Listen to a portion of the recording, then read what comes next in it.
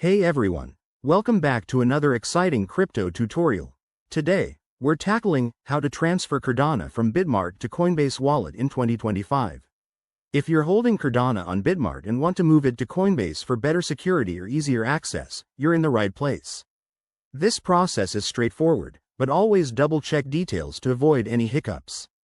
Let's dive in. First things first, make sure you have accounts set up on both Bitmart and Coinbase Wallet.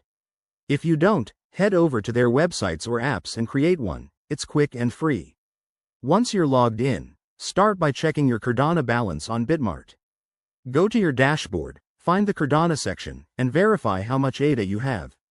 This step ensures you're transferring the right amount. Next, open your Coinbase Wallet app or website. Navigate to the Receive section for Cardano. Look for the ADA asset. Copy your unique wallet address. It's a long string of letters and numbers, so be careful not to mix it up.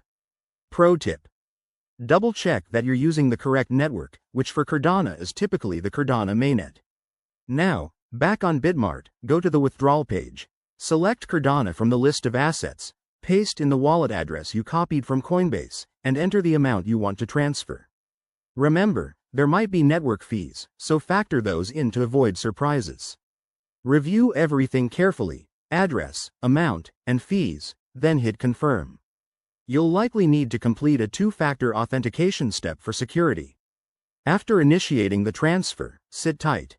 Cardano transactions usually confirm in a few minutes, but it can take up to an hour depending on network congestion. Once it's done, hop back to your Coinbase wallet and refresh the page. You should see your Cardano balance updated. And there you have it. That's how you transfer Cardano from Bitmart to Coinbase Wallet in 2025. Always keep an eye on crypto prices and security best practices. If this video helped you, smash that like button, subscribe for more guides, and drop a comment below if you have questions. Thanks for watching, and happy trading.